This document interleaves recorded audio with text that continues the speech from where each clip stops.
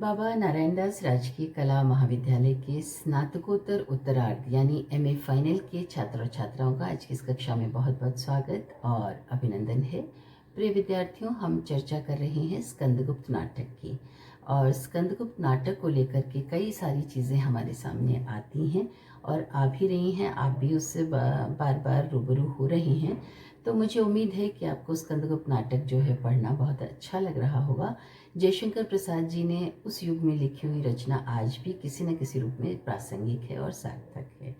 तो आज हम चर्चा करते हैं कि स्कंदगुप्त नाटक जो है, जब आपने उसे पूरा पढ़ा, घर पे ज़रूर पढ़ लिया होगा उसको, मुझे उम्मीद है, तो उसको पढ़ने के बाद आपको एक संशय मन में आया होगा कि ये नाटक सुखांत है या दुखांत है।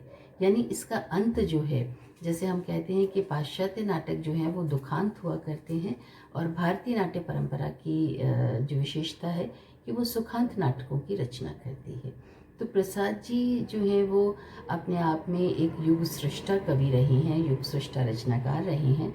इसलिए उनके नाटकों में हम बिल्कुल प्रचलित परंपरा की परिपाटी को ही ना खोज करके कुछ और नया भी देख सकते हैं, जिसका कि प्रभाव उनकी रचनाओं में मिलता है। बहरहाल ये एक कहना चाहिए कि विवाद का विषय हो सकता है या विश्लेषण का विषय हो सकता है कि प्रसाद के नाटक जो हैं वो सुखांत हैं अथवा दुखांत। तो इस पर मैं आपको कुछ थोड़ा सा बिंदु देना चाहती हूँ, जो अध्ययन के बिंदु हैं कि नाटक में जो अगर फल प्राप्ति जो है वो नायक को होती है और सभी पात्र अपने अपने स्थान पर रहते हुए, अपना कार्य करते हुए लक्ष्य को प्राप्त कर लेते हैं, तो वो नाटक सुखांत हो जाते हैं। और अगर वो नहीं होता, लक्ष्य प्राप्ति नहीं होती है, तो फल की प्राप्ति ना होने के कारण वो नाटक दुखांत हो जाते हैं। उसमें हो सकता है कि उसे फल की प्राप्ति ना हो, उसके उद्देश्य की प्राप्ति ना हो, और दूसरा उस नायक की मृत्यु हो जाए। तो भारतीय नाट्य परंपरा में, जैसे मैंने आपसे चर्चा किया, कि सुखांत नाटकों की बात होती है और पाश्चात्य नाट्य परंपरा में दुखांत नाटकों की चर्चा की जाती है। अब संस्कृत का नाट्य साहित्य हम उठा करके देखते हैं तो तमाम नाट्य साहित्य जो है वो सुखांत है, लेकिन आधुनिक युग में एक तो पाश्चात्य परंपरा के कारण और कुछ युग दृष्टा, युग सृष्टा जो कवि हैं, रचनाकार हैं, उन लोगों की एक अपनी एक विशिष्टता को लेकर के नाटकों के अंत में कुछ फेरबदलाव देखा जा सकता है। अब हम इस बात को बखूबी जानते हैं कि आधुनिक युग जो है वो बहुत विषमताओं से भरा युग है। तो हम किसी एक सेट परिपाटी को अगर लेने का उसमें प्रयास करते हैं तो वो शायद हमें उपलब्ध नहीं हो सकती है। अब जहाँ तक प्रसाद के नाटकों का संबंध है, इसमें डॉक्टर नगेंद्र का जो विचार है वो मैं आपका उनकी ओर ध्यान आकृष्ट कराना चाहती हूँ। वो लिखते हैं कि प्रसाद के नाटकों के तत्व को समझने के लिए उनकी सुख दुख की भावना को ग्रहण करना अनिवार्य है। उनके नाटक सभी सुखांत हैं, परंतु क्या उनको समाप्त करने पर पाठक के मन में सुख और शांति का स्फुरन होता है? नहीं। नाटक के ऊपर दुख की छाया आदि से अंत तक पड़ी रहती है और उनके मूल में एक करुण चेतना सुख की तरह छिपी हुई है। अब इसी संबंध में प्रोफेसर शिलीमुख ने भी एक टिप्पणी की है कि प्रसाद की सुखांत भावना प्रायः वैराग्यपूर्ण शांति होती है। अब प्रसाद सुख को अलग तरीके से, अलग नज़रिए से देखते हैं, शायद उसी को दृष्टिगत करते हुए इन्होंने ये टिप्पणी की है। बहरहाल हम बात करते हैं कि प्रसाद के नाटक जो हैं वो ना तो सुखांत हैं, जो परंपरागत परिपाटी है उसके हिसाब से, और ना ही वो दुखांत हैं, जो कि पाश्चात्य परंपरा का प्रभाव हो सकता है। अब फिर इनके लिए क्या नाम दिया जाए? तो इसके लिए उन्होंने एक नाम दिया है, नया नाम, कि उनके नाटक जो हैं वो प्रसादांत हैं। यानी प्रसाद जो है उन्होंने अपनी एक नई परंपरा गढ़ ली है, एक नई नई उसके प्रवर्तक के रूप में वो सामने आए हैं कि जहाँ उनके नाटक ना तो पूर्णतः सुखांत हैं ना दुखांत हैं। यानी सुख और दुख दोनों का मिलकर के जो स्वरूप आता है वो अपने प्रसादांत में उन्होंने दर्शाया है। अब इनके नाटकों की बात, इस जैसे हम स्कंदगुप्त की ही बात करें तो उसमें दो रस प्रमुख हैं, देशभक्ति वाला वीर रस और श्रृंगार रस। और इन दोनों के माध्यम से उन्होंने बार बार जो है देशाभिमान और आत्मगौरव का वर्णन भी किया है, और साथ ही साथ तीसरे रस के रूप में शांत रस भी अनिवार्य रूप से नजर आता है, जो कि इन दोनों रसों को कंट्रोल करता है।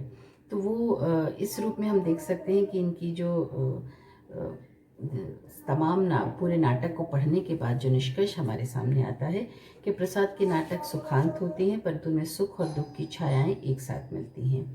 प्रसाद जी को सुखांत नाटक में भी वैराग्यपूर्ण शांति एक उसके साथ वो गूंथ देते हैं। उनके नाटकों में बौद्धों के दुखवाद और आर्यों के आनंदवाद का संघर्ष और समन्वय भी देखा जा सकता है। उनके नाटक चूंकि प्रसादांत होते हैं तो उसमें रस का पूर्ण परिपाक देखा जा सकता है। जैसे मैंने चर्चा की कि उनके इसमें श्रृंगार रस और वीर रस दोनों प्रमुखता से हैं। अब स्कंदगुप्त नाटक भी उनकी इस विशेषताओं का अपवाद नहीं है और इसीलिए उनके स्कंदगुप्त को हम सुखांत भी मान सकते हैं, क्योंकि नाटक का नायक स्कंदगुप्त है और वो इस देश से शत्रुओं को निकालने में सफल भी हो जाता है। गृह कलह और बाह्य संघर्ष भी अंततोगत्वा समाप्त हो जाते हैं और वो पुरगुप्त को जो है अपना राजपाट दे करके किस तरह से कहना चाहिए भीतर की शांति को अनुभव करने लगता है। तो देवसेना से सब कुछ पा करके भी वो उससे बहुत कुछ विच्छिन्न रहता है। लक्ष्य की पूर्णता में अनेक व्यक्तियों का जो उनकी मृत्यु है वो दुख की समन्विति के रूप में भी देखा जा सकता है।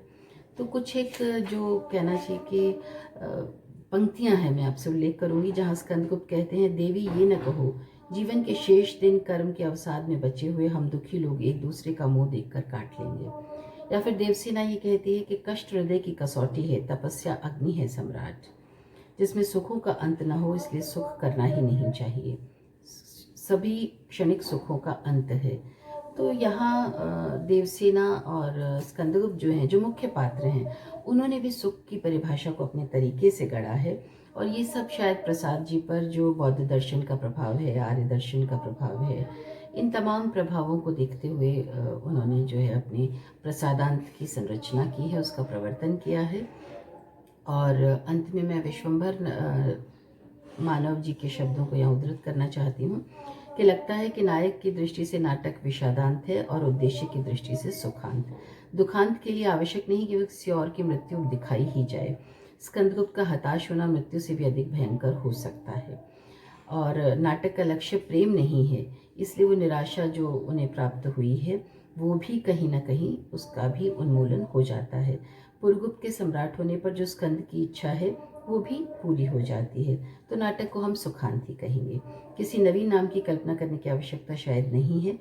एक बात यहाँ अवश्य है कि नाटककार ने इसको वहीं समाप्त क्यों नहीं कर दिया, पुरगुप्त के राजतिलक के साथ ही। तो ऐसा माना जा सकता है कि अंतिम जो पंक्तियाँ, जो वार्तालाप जिसका मैंने अभी उल्लेख किया देवसेना और स्कंदगुप्त के बीच, उसके माध्यम से नाटककार ये बताना चाहते हैं कि जो अंतर की प्रेरणा है वो दोनों के भीतर जो थी, वो शस्त्र द्वारा जो निष्ठुरता प्राप्त की थी वो पृथ्वी को स्वर्ग बनाने के लिए की थी। तो उन्होंने अपने प्रेम को कहीं ना कहीं संयमित किया, उसको दबाया या उसको नियंत्रित किया, वो इसलिए कि इस धरती को स्वर्ग बनाए। तो उनका उद्देश्य महनीय था, महत्वपूर्ण था और इसीलिए उन्होंने व्यक्तिगत प्रेम को ज़्यादा तवज्जो नहीं दी है और इस हिसाब से नाटक जो है लक्ष्य प्राप्ति के कारण सुखांत भी माना जा सकता है। तो आज की चर्चा बस इतनी ही। कल हम फिर हाजिर होंगे, फिर बात करेंगे। तब तक के लिए नमस्कार।